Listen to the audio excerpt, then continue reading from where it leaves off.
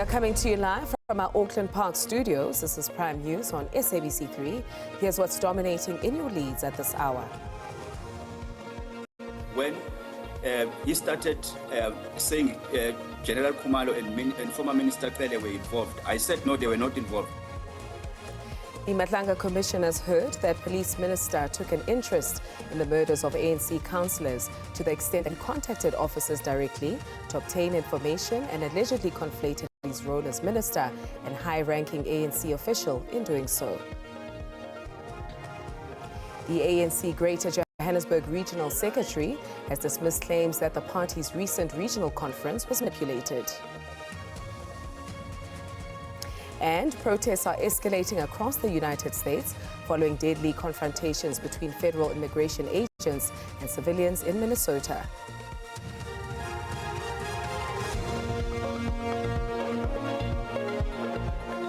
Welcome to your primetime viewing right here on Prime News on SABC 3. Thank you for joining us. My name is Becky Mutumomolete, and I will be guiding you through today's top news. Let's get into the agenda of what is influencing the globe. Here are your leads.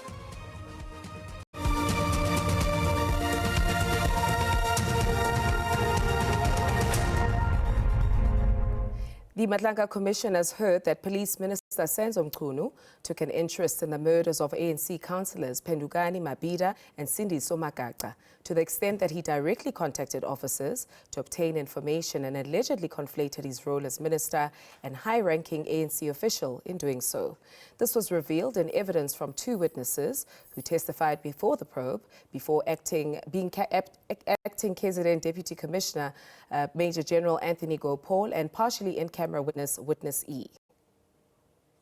The Madlanga Commission has heard how Minister of Police Senzo Mchunu is on a leave of absence, allegedly used his power and influence in that portfolio to seek information on the murder of ANC councillors Pendugani Mabhida and Sindiso Magagxa, allegedly in pursuit of certain political actors, or at least that's what the evidence infers.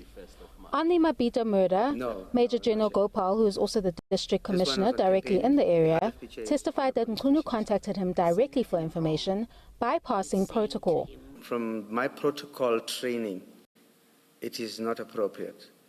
But I can't say from Minister Mchunu's protocol, as a politician, what training they receive and how to communicate with whom and to what boundaries they cross and allowed to cross. But purely from my training, and my 35 years of historical, institutionalized protocol, it is not normal.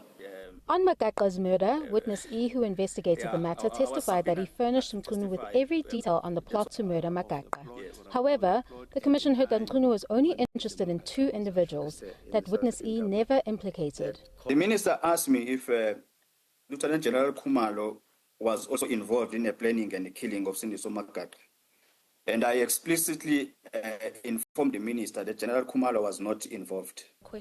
Witness E further paints Mchunu as a figure who was allegedly insisting that Khumalo was involved. When he started saying General Khumalo and former Minister Cele were involved, I said no, they were not involved. But it was Mr. Ngabinde that came in that same conversation, that he was once at the IP and he heard that former Minister Cele and General Khumalo were involved. The Commission further heard that Mchunu called witness E numerous times in a bid to allegedly coerce him into giving a statement in favor of him before the probe. The hearings continue. Kanima Panga, SABC News, Pretoria.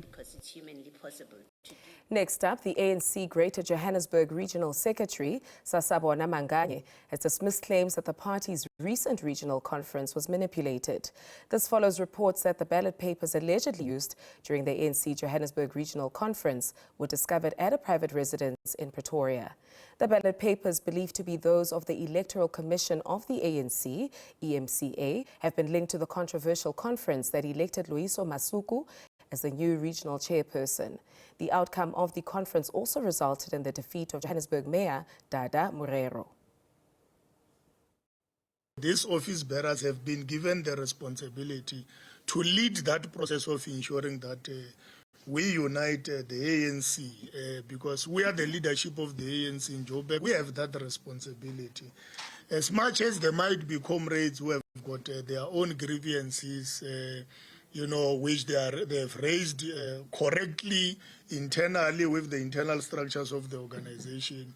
We still have that responsibility to unite the ANC, and we are not even worried about that because we believe it's a democratic right of any member of the ANC to raise issues when they've got issues that they want to raise, for as long as those particular issues are attended to in accordance with the constitution of the ANC and the guidelines that have given birth to the 16th Regional Conference. Staying on political party matters, with interest on how the 2026 local government elections will pan out, Action SA has swallowed 2 more organizations into its ranks. Party leader Herman Mashaba announced a merger with the Zanian Independent Community Movement and Creative Congress Movement. As the election approaches, Mashaba says that they are open to working with any organizations that share the same goals as them.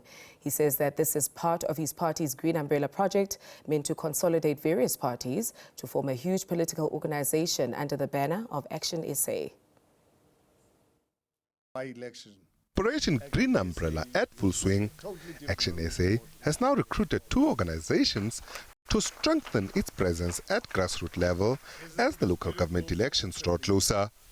The Azanian Independent Community Movement and the Creative Congress Movement will relinquish their independence and join Action SA. The Azanian Independent Community Movement does not come empty-handed. It brings with 7 councillors to add on the 23 the party already has. The Creative Congress Movement brings those they deem credible in the eyes of many. Party leader Herman Mashaba says, despite focusing on its national footprint, local government remains close to the party. Today marks yet another milestone in this journey, as community-rooted parties from across the provinces join under the Action SA banner, bringing our total representation to nearly 150 public representatives. And this is just the beginning. Mashaba says his party, amongst others, has its sight set for the Northwest Province. Last year, Forum for Service Delivery was the first organization to join the party. In 2025, Action SA won its first by-elections in the Northwest Province. It's a very important strategic municipality for the entire Northwest. Meanwhile, as many people keep wondering who will the party field for the mayoral position, Mashaba says all will be revealed come the 21st of next month. Ntlantla Khatlani, SABC News, Johannesburg. When we return, Gauteng Traffic Police impounded 7 buses this morning in Soshanguve, north of Pretoria, after discovering that they were transporting learners without valid operating licenses. Do stay tuned.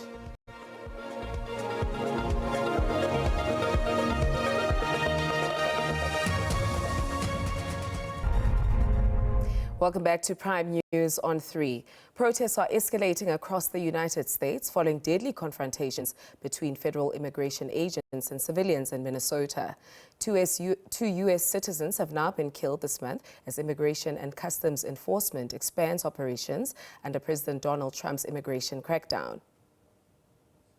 The crisis escalated late Saturday in Minneapolis when Minnesota Governor Tim Walz activated the National Guard following the fatal shooting of an intensive care nurse during protests against federal immigration raids.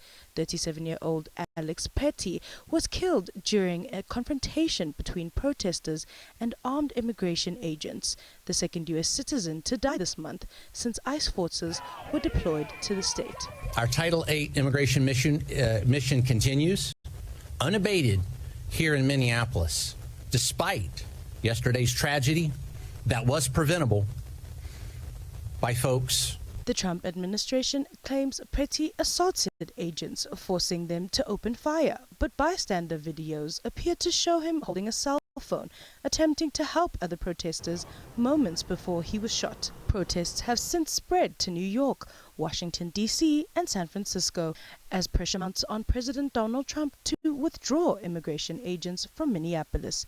President Trump has defended the operation, blaming Democratic-run cities for what he calls chaos and insisting that immigration crackdown was central to his election victory. Now we've got 2 Minnesotans dead. We didn't had time to start telling Renee's story of a poet and a mother and a bright spirit, and now we're telling Alex's story. So my question is, what's the plan, Donald Trump? A U.S. judge has issued a temporary order preventing federal officials from altering evidence linked to the shooting as political backlash grows and Minneapolis becomes a national flashpoint in America's immigration debate. I'm Batlali Pele, SABC News. Back to home base, Victor Majola, the man accused of involvement in the murder of Warras, known as DJ Warras, has been denied bail. Amongst the reasons handed down by Magistrate Annalise Clappy are that Majola will evade trial because he submitted 2 conflicting addresses and that his alibi regarding his whereabouts on the 16th of December 2025, the day DJ Warras was killed, was not tested. There is likelihood that he will interfere with the witnesses. The applicant know who are the witnesses of this case. The investigating officer emphasized the safety of the witnesses and said that the safety of the witnesses are at stake. There is likelihood that he will jeopardize the functioning of criminal justice as there are outstanding suspects and he may interfere with the investigation. And that should the applicant be released, there is a likelihood it will disturb the public order or public peace. This incident occurred in the public domain and community need to be protected from such violence. Therefore, the court found that there are no exceptional circumstances which in the interest of justice may permit his release. Therefore, his bail is denied. Gauteng Traffic Police impounded 7 buses this morning in Soshanguve, north of Pretoria, after discovering that they were transporting learners without valid operating licenses. Traffic Police say that authorities will intensify scholar transport operations with a focus on vehicle inspections and ensuring compliance with road traffic laws. These operations are expected to continue throughout the year, particularly following last week's tragic incident in the Vaal that claimed the lives of 14 learners. One parent experienced an unfortunate morning while transporting learners to school after being found carrying 8 learners in a private vehicle with a maximum capacity of 5 passengers. She was issued a fine despite providing an explanation. These children woke me up. I dropped my child around 6 a.m. at the bus stop, but she told me at 7 a.m. that there's no transport. They called me, and when I got there, she was with her peers. So they asked because they are matriculants and they have to go to school as they have assessments to do today. So as a parent, I thought I can't take my children and leave the others behind, but I know it was a wrong thing that I did. Gauteng Traffic Police have indicated that they will maintain heightened vigilance in monitoring learner transport vehicles to ensure full compliance with regulations. We are here for learner transport enforcement operation. Basically what we do, we stop public transport operators such as buses and minibuses, specifically ferrying learners, to check the driver assessment, whether the driver are having the necessary professional driving permit. We are also of the vehicles. We need to check whether these buses which are used to ferry our learners, are they in a roadworthy conditions. 7 buses were impounded for operating without valid permits, with each vehicle issued a fine of 5,000 rand. Traffic Police have indicated that these operations will be carried out throughout the year. Nonhlanhla Njingela for SABC News, Soshanguve in Pretoria. After the break, South Africa will be represented by a team of 5 athletes at this year's Winter Olympic Games in Milano Cortina in Italy.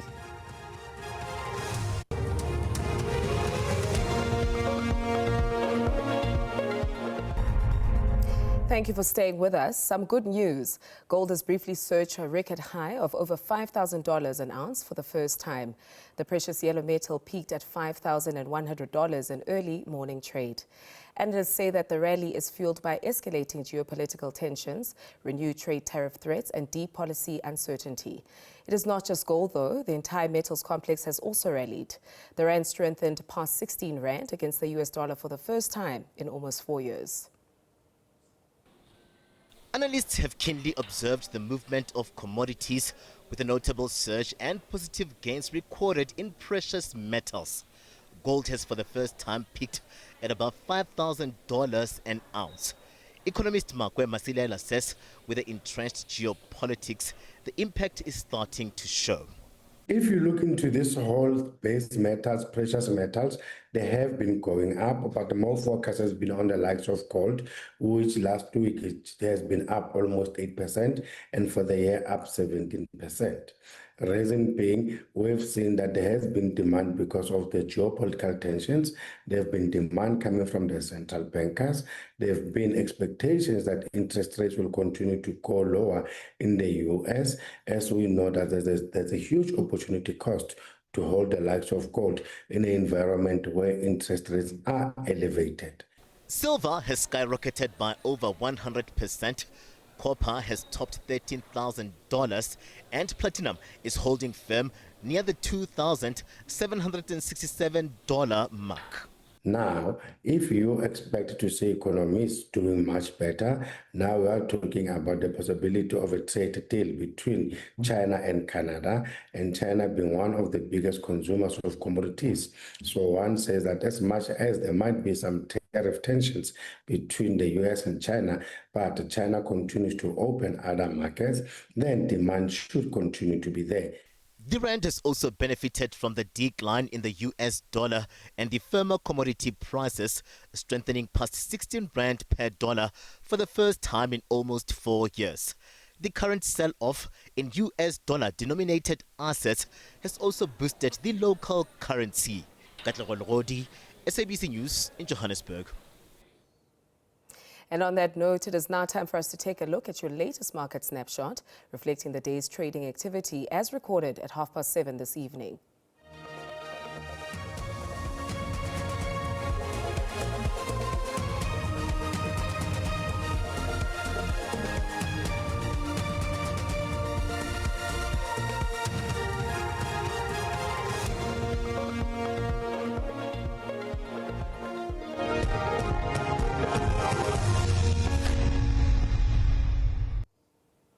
Let's move on to the field of play. South Africa will be represented by a team of 5 athletes at this year's Winter Olympic Games in Milano Cortina in Italy.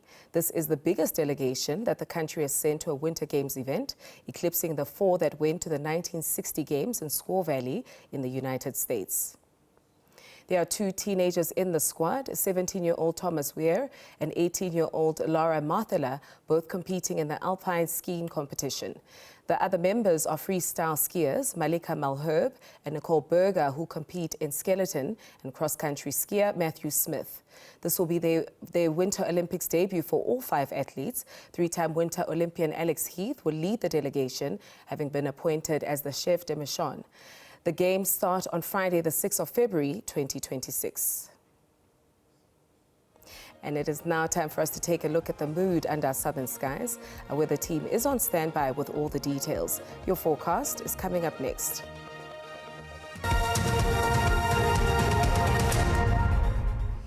Good evening and welcome. Let's take a look at what to expect weather-wise for tonight as well as tomorrow. Partly cloudy across most parts of the country. Isolated showers and rain expected along the southern coastal regions of the Western Cape. Otherwise, isolated showers and thunder showers except over the western parts of the country. It will be scattered in places over the Eastern Cape and over the interior of KwaZulu-Natal. Now tomorrow, starting off with early morning fog patches over the western and northeastern parts. It will be fine over the extreme western parts of the country. Otherwise, partly cloudy to cloudy conditions with isolated showers and thunder showers in places scattered mainly over the Eastern Cape, the interior of KwaZulu-Natal into Lesotho and the eastern parts of the Free State. For this evening, South African Weather Service has issued a yellow level 1 warning for damaging coastal winds along that southeastern coastline, and then severe thunderstorms, a yellow level 2 over the eastern parts of the northwest into the southern parts of Gauteng, the Free State, and over the western parts of KwaZulu-Natal. That warning still in place tomorrow.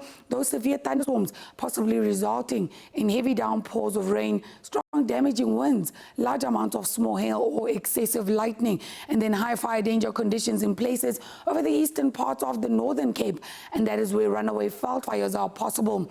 Overnight temperatures seen Sutherland down to 12, 18 degrees in Bloemfontein and in Pretoria. Fires here in Johannesburg expecting to start off our morning with a minimum of 16, reaching 32 tomorrow afternoon. It will be extremely hot in Appington with 40, 33 is your maximum in Graafrenet, Vredendal peaking at 30, 32. In Mthatha, Port St. John's, a maximum of 29, Durban reaching a high of 31. And then through to Wednesday, expecting warm to hot conditions, very hot in places over the central and northern parts of the Northern Cape, isolated to scattered showers and thunder showers, except over the western parts of the country. That's your weather. Do stay tuned.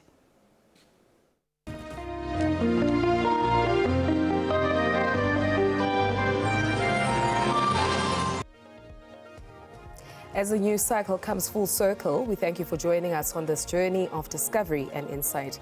Until tomorrow, stay engaged and informed. From myself, Becky, and the team, good night.